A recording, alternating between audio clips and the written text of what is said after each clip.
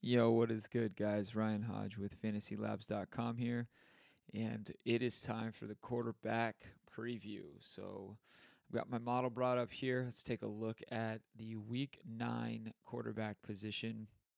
I'll show you my model, which is geared a little bit more towards small field tournaments and just kind of tournaments in general, but definitely more towards some of the smaller field stuff. You take a look at the edit section over here under my model. You'll notice I've got like the opponent rating pretty high and their ceiling pretty high. I'm taking into account a little bit of ownership, but like their median projection and floor projection, I definitely don't take as much consideration into.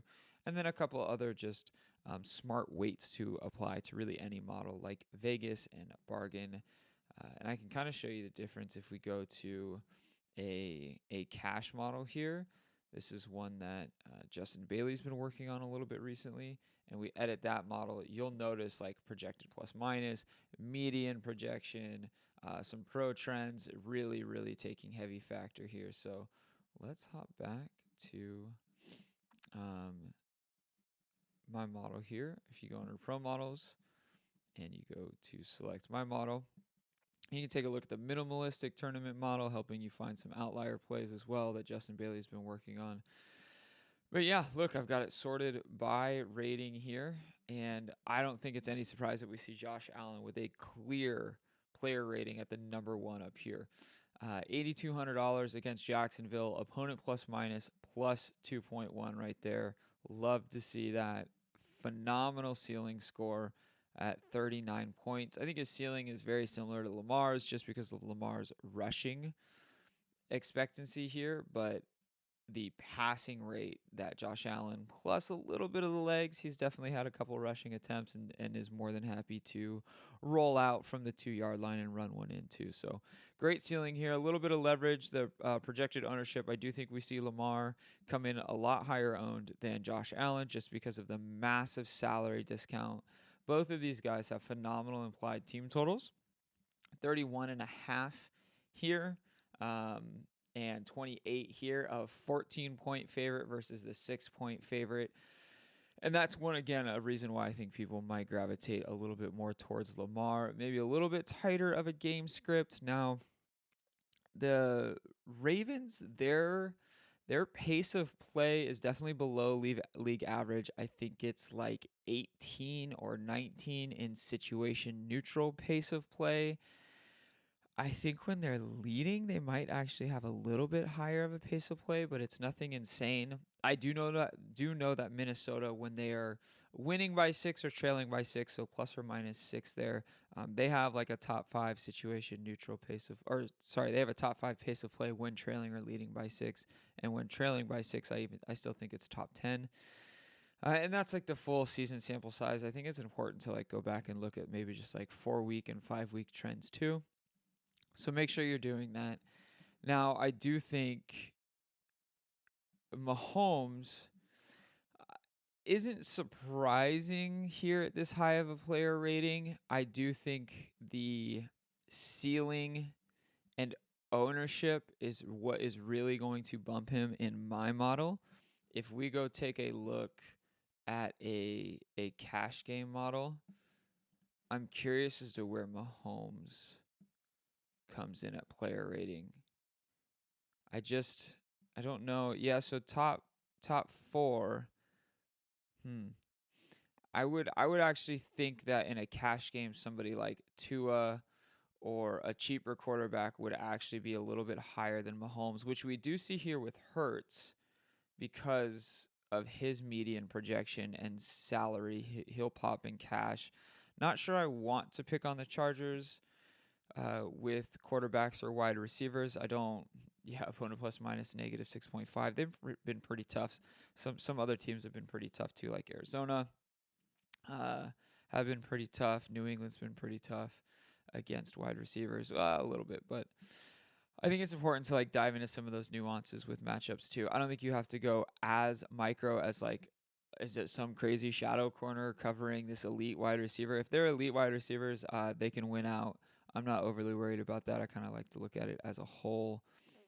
And so, anyways, yeah, this is the cash model. So Jalen there. Let's go back to my model because Cash, man. I'm not about it. I'm not about that cash life. We just stay in these tournament streets, win or lose, for better or worse. Okay, here's Tua. Do I have this? Yeah, okay, so I have this sorted by player rating. Kirk getting up there. That might be an opponent plus minus thing. Yeah, plus 1.4. Ceiling above 30. So anytime you see a ceiling above 30, typically popping in my model. Leverage score of 4 and his ownership. And this is where the ownership weight in my model is going to start to take place. So I don't know. Let's dive into Kirk here. This is kind of what I like about using a model. Is just like, Kirk's not really somebody who I'm looking into. A little bit of game log surfing here. 31 points against the Panthers. He had to throw the ball 48 times there. Let's see. He threw the ball 38 times here. No dice. 38 times here. He got up there with 38 against Seattle. 32 times. And wow, almost 50 attempts against the Bengals. So I think if we take a look at Kirk, like, his pass attempts are fine, but we really do want to target these ones where they're 40 plus. And this matchup against Minnesota, or excuse me, against Baltimore, I think I'm usually not one to want to pick on Baltimore either. Opponent plus minus is plus 1.4.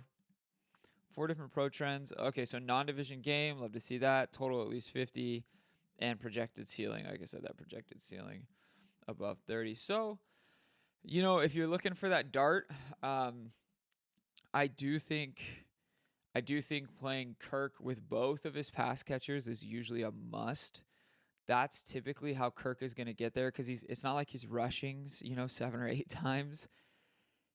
And Dalvin is catching the ball, yes, but it's not like a Swift or I would even say like a Darrell Henderson. Now, Darrell Henderson's not catching a ton of passes. He's a little bit involved in the passing work. But that Rams team total is always so high that you can kind of onslaught with the running back as part of your stack too. I think you can do it with Dalvin just because of how involved he is, but their team total in general is just a little too low for me to want to do like some massive Minnesota stack against Baltimore here. So I would play Kirk with Jefferson and Thielen, very easy, or Kirk with Jefferson or Thielen and then Conklin, right? So like you can use Conklin. I actually think Conklin is a hashtag sharp play this week. Baltimore's pretty bad against tight ends, and he's catching a little less ownership than he was in the beginning of the week because of the Noah Fant stuff and the Gesicki stuff, or excuse me, the Devontae Parker stuff elevating Gesicki. So yeah, I think you play Kirk with 2 of his pass catchers for sure, and then I think in this case it's easy to bring it back with Baltimore. No issues with Hollywood Brown. In fact, I think he's a great play, and I think that is going to be like super low owned. So this is where you start to get to using a model, thinking about it, and just saying, okay, Kirk, great leverage score of 4. Here, let's just dip over to wide receiver, and I'll show you what I'm talking about with these Minnesota wide receivers. They're just Justin Jefferson, one of the highest leverage scores here, low projected ownership. And then Adam Thielen, another great leverage score, low projected ownership, but pretty good ceilings on these guys. I actually think maybe their ceilings might just be a smidge low here. I think these are fairly conservative. They are the Fantasy Labs default ceiling projections. So these are coming from Sean, so very trustworthy. I just tend to go a little bit higher in my ceiling outcomes for my tournaments, and I project that way and build that way. So back to the quarterback model here with Kirk. This is where I think it's very easy. You can play. Oh, and Hollywood Brown has like a good leverage score and probably is like 10% in large field tournaments, give or take a couple ownership percentage points there. So you're getting this insanely low-owned core stack, right? And so your cumulative ownership between Kirk, any of his pass catchers, we'll just say 2 of his pass catchers, and running it back with, we'll say Hollywood Brown, because you used Conklin in the tight end spot, so you're not using Mark Andrews. But I think you can not use Conklin and use Mark Andrews, right? I'm saying like you can literally do this game any way that you want, and the cumulative ownership is so low. Now you can just go play the best plays, right? Hashtag play the best plays. And so like at the running back spot, like don't worry about the ownership. You want to play Ezekiel Elliott at 30% ownership? Do it. You want to play Austin Eckler at 25% ownership, do it. You want to play Kamara at I don't think he's coming in that highly owned, but like if you think Kamara's hashtag pay the blessed play, which I'm not entirely sure he is with the Ingram stuff, but this isn't about player analysis or player selection. This is about roster construction, what you're doing based off your quarterback. You're taking Kirk, you're taking his pass catchers, you're getting low ownership in a core stack, and now you just go play whoever you want. Play Tyreek Hill at high ownership. Like, it doesn't matter because now your lineup is unique enough, and you have a low owned stack. You can go get those one-off chalk plays, and so that's something that I like to do. Versus, or you go the other way, and you play like a chalky stack, maybe like a Buffalo Onslaught, or you do Lamar, Hollywood, Andrews. I think will be much higher owned than the inverse of Kirk or the reverse of Kirk there, or Tua, right? You can play Tua, and I think a couple of his pass catchers will be kind of chalky. So you kind of have to get unique at the other spots, which isn't something that I'm always looking to do because I like to play chalk running backs, and so that doesn't leave me a whole lot of positions to get unique at. And depending on your field size, it may or may not matter. I think something like in the Juke, it's only 220 something people. You don't have to be insanely unique. You don't have to create leverage at so many spots. You can just create leverage at 2, maybe 3 roster positions, right? And give yourself a really good chance at getting a top 3 lineup in something super small field. And something larger field, like a 5,000 person spy, I think that Kirk is like a totally great team. I'm absolutely talking myself into it right here live on the show with you guys. So I'll probably play that in the $33 5 max. Maybe I'll play the double spy this week. I've dialed my action back and dialed my contest selection back just to be a little bit more, a little bit more selective and a little bit more intentional with what I'm doing with my lineups and late swaps. But that's enough of that long rant there. Let's continue down the quarterback spot because let's be real, that's what 90% of you guys are tuning in for is hashtag picks, right? You just want the picks. So I'm on Josh Allen. I think that's great. If we go down to Tua here, I think that the injury status here is a little bit concerning, but I think he's in a great spot against Houston. You can do whatever you want to against Houston. You want to play Tua, you want to play Gaskin, you want to play a one-off of Jasicki, it's fine. I think all those guys are great. And Tua's in a good spot again against Houston here. Two pretty good games here, and I think what it is about Tua is it's just his price tag. If he's like 65, I'm out. But sub 6K here, you got Derek Carr sub 6K, who I think like I would prefer to just play Tua a little bit cheaper. You get Jalen Hurts. Like I said, I don't want to pick on the Chargers, but in cash, if you're playing Jalen for his upside, you don't have to stack him with anybody. There's no reason to force correlation in some of your cash lineups. So totally okay playing Jalen there. Kyler, I'm out, especially with the injury concern, but ever since like week 3, I've just been full out on Kyler. Extremely tough. His salaries came down a little bit, but like, give me a break. I'm playing Lamar. I'm playing Josh Allen in this price range. No, thank you. And then there is Jordan Love and Tyrod Taylor. So I've talked about this a little bit on Peter Overton's show. I talked about this a little bit in the review stuff that I've done here on the Fantasy Labs channel. Paying down at quarterback. This is something that I've been studying a lot, I've been studying a lot, and I've been seeing a lot of the pros do, a lot of the sharps, a lot of the guys who are playing insane volume. The guys who do this for a living, guys who are playing 6 figures every Sunday morning, right? So 6 figures or more every Sunday morning. And their quarterback pool, yes, depending on the contest selection, but in smaller field tournaments, their quarterback pool has been filled with some cheap guys. So I've noticed, they're still playing the Josh Allens, they're still playing the Mahomes, they're still playing the insert expensive quarterback. But I would say, 60 to 70% of their pool in a 3 max or a 5 max is geared towards some of these cheaper quarterbacks. And so I think this is where like the Jordan Love, Tyrod Taylor stuff comes in. And you don't have to go this cheap, but I'm saying like these guys are cheap. Like if Daniel Jones was maybe in a little bit better of a matchup, like if it was, maybe against Houston, he's probably a little bit more chalky, but once again, or against Jacksonville, he's probably more chalky, but at $5,600 for a team that's passing a ton, and Daniel Jones has a great deep ball, you have really good options to play Daniel Jones with. Point being, $5,600, like these are quarterbacks where I think you can start to get to. So, wow, Joe Burrow, $6,800. No wonder I haven't looked at him at all this week. which makes sense. 2.5% ownership there. I once again back to the Jordan Love. This stuff is Jordan Love is interesting. It's just so cheap, and I think what you're doing when you play this cheap of a quarterback, or even you pay down to like a 2 at 58, there is such a significant salary. Like there's a $1,500 difference between Tua and Lamar Jackson, or there is a $2,400 difference. I think I did that math right, between Tua and Josh Allen. And so all of a sudden, when you're not playing that, and to be clear too, like now your stacking options are a little bit cheaper. So like you, instead of Stephon Diggs, it's Jalen Waddle or Gesicki, right? And instead of Mark Andrews, it's Gesicki, who I'm pretty sure there's a pretty good discount there between the two. I don't know how much it is, but I think it's a little bit. Maybe it's not that much. 49. I didn't realize Mark. Okay, yeah, 49 and 55. So there is a discount, a $600 discount, and that's what I thought it was. So you're unlocking so much salary, or you're saving so much salary to help you unlock a much larger ceiling at your wide receiver position, or your tight end position, or your running back position, but primarily at your wide receiver position, because you have three of those guys that you have to play. Running back, you can usually find some core plays, and the ceiling isn't going to be too drastic on those two, but it allows you to get away from, like, let's say a $5,100 wide receiver and go all the way up to like a $7K guy. And the ceilings are just drastically different.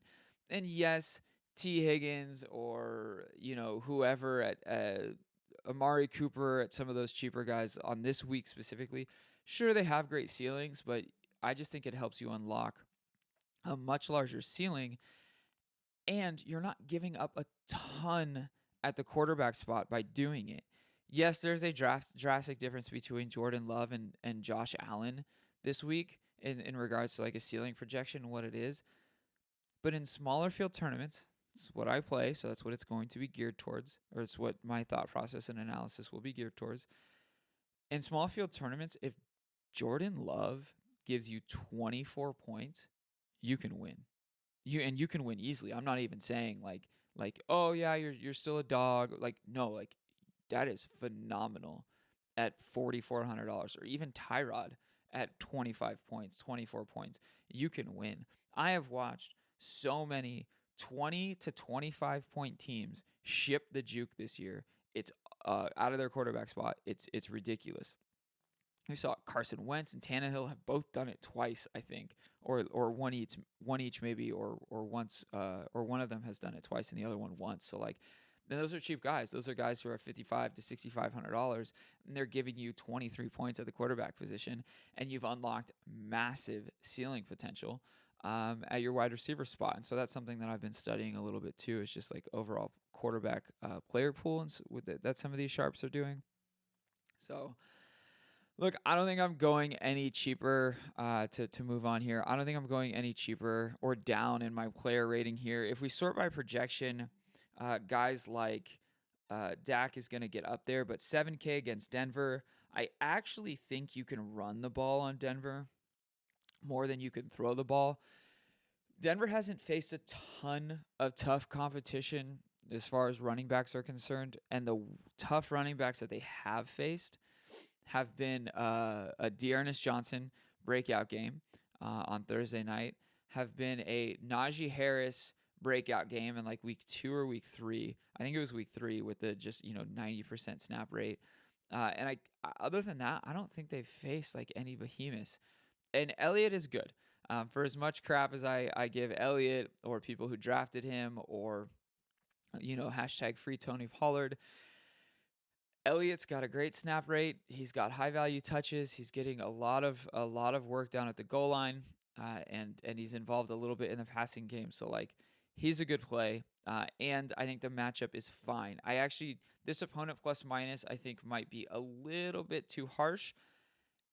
To be totally transparent, I don't plan on playing Elliott in any of my juke lineups, and I don't plan on playing Dak Prescott in any of my juke lineups. But big ceiling, decent ownership, good leverage score.